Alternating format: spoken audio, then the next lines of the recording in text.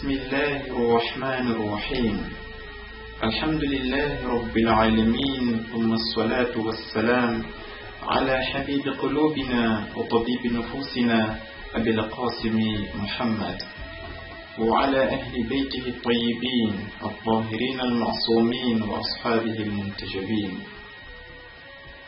Fidèles musulmans du monde entier, je vous dis Assalamu alaikum wa rahmatullahi ta'ala wa barakatuh. Nous sommes le 3e jour du mois de Sha'ban, un 3e jour qui a vu naître sur terre l'une des personnalités les plus prestigieuses qui n'ait jamais été créée. Un 3e jour qui a assisté à la descente de la lumière salvatrice, accueilli par le couple le plus célèbre de tout l'univers, le couple qui a uni l'imam Ali alayhi salam et Sayyidah Zahra alayhi salam. Ce 3e jour a vu naître leur 2e enfant, un enfant qui est par ricochet le petit-fils de notre prophète Muhammad sallallahu alayhi wa sallam, je nomme l'imam Al-Hussein alayhi salam. L'imam Al-Hussein alayhi salam, comme son grand-père l'a qualifié en disant dans un hadith célèbre, Al-Hussein misbahul huda wa safinatun najah.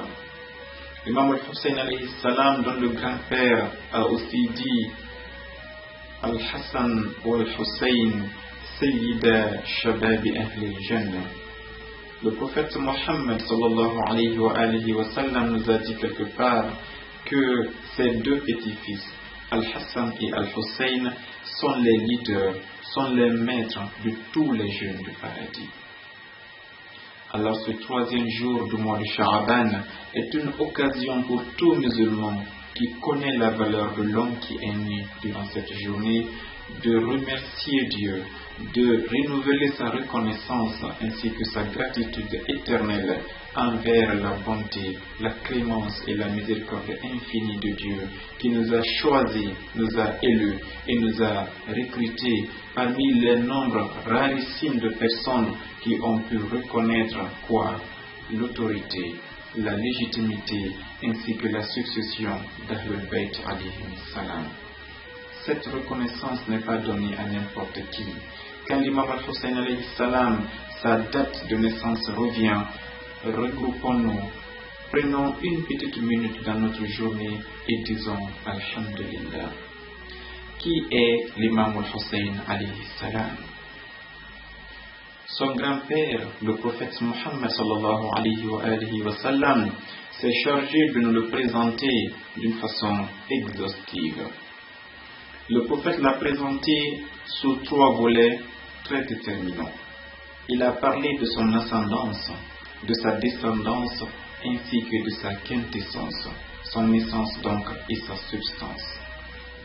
Un jour, le prophète Mohammed avait son petit-fils dans ses bras. Un geste affectueux de la part d'un grand-père tendre, manifestant de l'amour et de l'attention à son petit-fils Al-Hussein alayhi salam.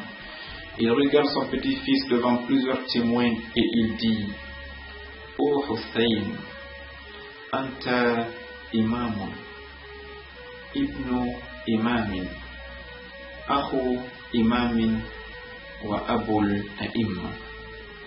Le prophète dit: Ô Hussein, toi, tu es un imam, tu es un guide et tu es un leader. Et de même, tu es fils d'un imam. De qui s'agit-il? Son père, l'imam Ali, bien sûr, le premier imam. Il dit: tu es frère d'un imam. Il s'agit de qui? De son grand frère, l'imam Al-Hassan alayhi salam, qui est le 2e imam. Et il dit: tu es le père de 9 autres imams, dont leur 9e sera le Mahdi. Dans ce passage, le prophète nous a présenté ses 12 successeurs de façon très directe. L'imam Al-Hussein, dont il a indexé, est le 3e imam, il est le 3e calife. Il est le fils d'un imam, comme l'a dit le prophète, et celui-ci c'est qui? C'est l'imam Ali, ça fait 2. Il dit qu'il est le frère de notre imam, qui est l'imam Al-Hassan, ça fait 3. Quand on dit qu'il est le père des 9 autres imams, ajoutons 3 à 9, le total fera 12. Ces 12 imams, ces 12 califes mentionnés dans Al-Bukhari, Al-Muslim, Ibn Majah et dans tous les livres authentiques sunnites comme chiites, dans lesquels le prophète a bien dit: après moi je vous laisse 12 successeurs, suivez-les et vous ne vous égarerez jamais. Voici les 12 califes du prophète. Les suivre est une miséricorde divine. C'est pour cette raison que j'avais bien tantôt dit que cette journée du 3 Sha'ban est une occasion pour nous de remercier Dieu et de lui adresser notre infinie reconnaissance, car il nous a élus et nous a octroyé cette miséricorde et ce courage de reconnaître la succession des 12 califes légitimes. J'ajoute légitimes car il y a eu des califes qui ont usurpé la place de ces 12 et qui ont dirigé la Oumma islamique vers la perdition.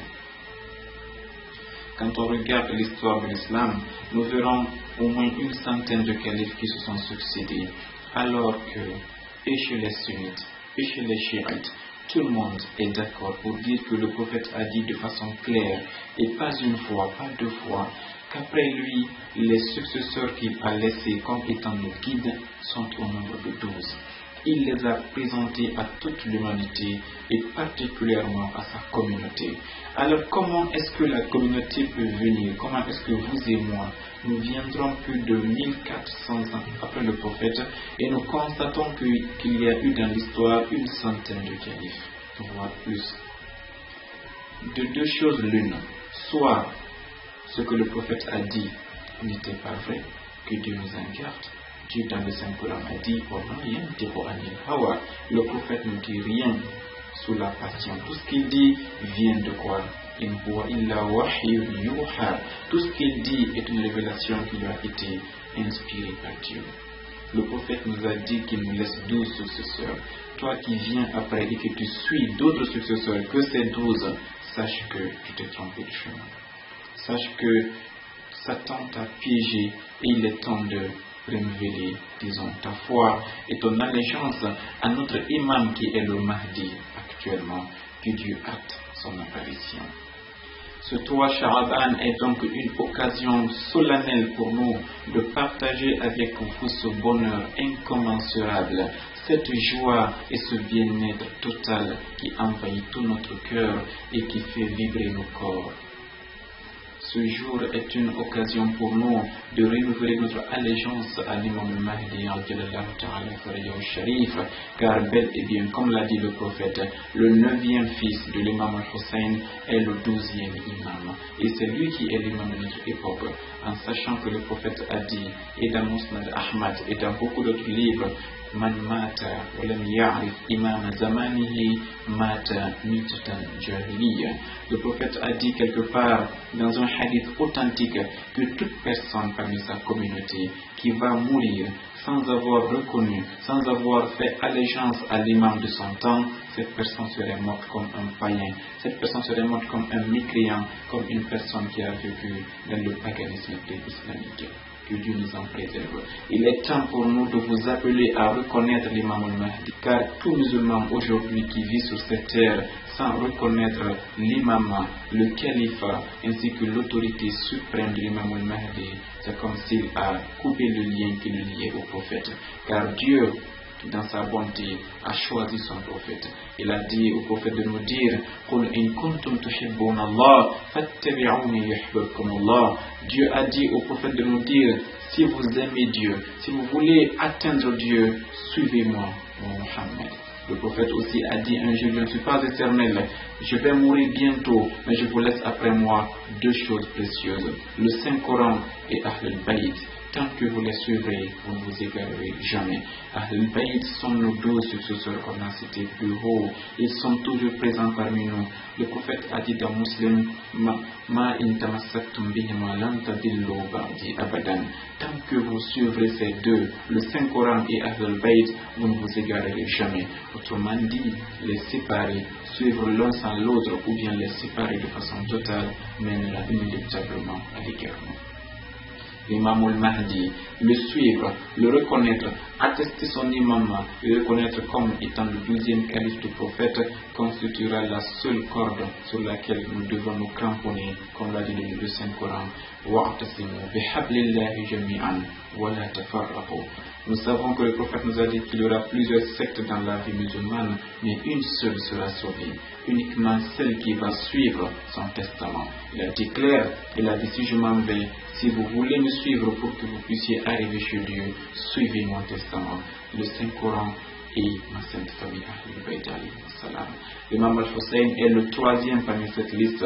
Nous les listons devant vous afin que vous ne disiez plus que vous ne les connaissiez pas. Le premier c'est l'imam Ali, le 2e c'est l'imam al-Hassan, le 3e c'est l'imam al-Hussein, le 4e c'est l'imam Ali Zain al-Abidin, le 5e c'est l'imam Muhammad al-Baqir, le 6e c'est l'imam Ja'far al-Sadiq, le 7e c'est l'imam Moussa al-Kadhim, le 8e c'est l'imam Ali al-Rida, le 9e c'est l'imam Muhammad al-Jawad, le 10e c'est l'imam Ali al-Hadi, le 11e c'est l'imam al-Hassan al-Askari et le 12e c'est l'imam Muhammad al-Mahdi qui est vivant parmi nous et qui va réapparaître bientôt, Inch'Allah Ta'ala, afin de remplir la terre de justice comme elle est pleine de corruption, comme elle est remplie d'injustice. Et cela aussi, c'est un hadith du prophète reconnu chez les sunnites, tout comme chez les chiites, où le prophète a dit Yamla'ul arda adlan kama muli'at dhulman wa jawra. Quand le Mahdi va réapparaître, il va remplir la terre de justice, tout comme elle fut remplie d'injustice et de débauche. Nous prions donc Dieu de nous accepter et de nous inscrire dans la liste de ceux qui reconnaissent Ahlul Bayt et de ceux qui suivent leurs enseignements et de ceux qui pratiquent l'islam conformément à ce qu'ils ont enseigné, car il y a eu plusieurs enseignements qui nous sont parvenus, plusieurs livres ont été écrits, mais rares sont ceux qui ont été écrits sous la surveillance et sous la collection des 12 imams dont le prophète nous avait dit de suivre. Suivons-les, connaissons qui ils sont, reconnaissons leurs valeurs et nous serions montés dans le bateau du salut qui nous mènera inéluctablement vers les rives du paradis et de la félicité éternelle. Puis Dieu nous accepte dans sa miséricorde, qu'il absorbe nos péchés et qu'il nous accorde l'intercession d'Ahlul Bayt alayhi salam pour la résolution de nos problèmes et dans ce bas monde et dans l'au-delà. Espérons vous retrouver prochainement, Inch'Allah Ta'ala. Je vous dis Assalamu alaikum wa rahmatullahi ta'ala wa barakatuh.